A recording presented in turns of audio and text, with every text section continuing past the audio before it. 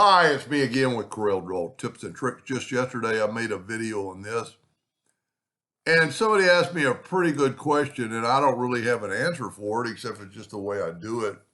If I Control D and then rotate this guy, I don't know why Corel started doing that, and rotate it to put him in the middle or somewhat in the middle. The person asked me, they emailed me, why didn't I just do this?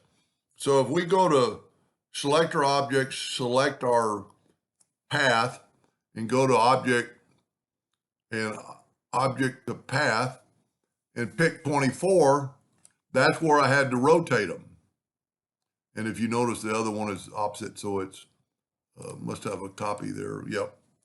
So he just asked, instead of doing 24, why don't you just do 48 and do that, and then it's done. One thing I like about object to path, it's not really on a path. You can, like the blend, and then if you group it together like we did yesterday, I hit Control D.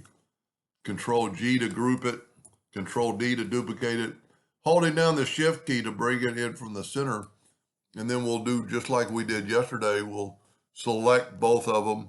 We'll go to Effects and Blend, and we'll blend them 12 times. And see, I get a little bit of white in there. So there's a couple of things you could do. One, you could blend them more, and you don't have that space, but if you still have that space, you can always go here to the acceleration of the object and just click it up a little bit, and should fill in that gap. I don't know why that's not working. Well, because you could always, let's just do this. I must have had 2 copies of that. Maybe that's why. Control D to make a duplicate.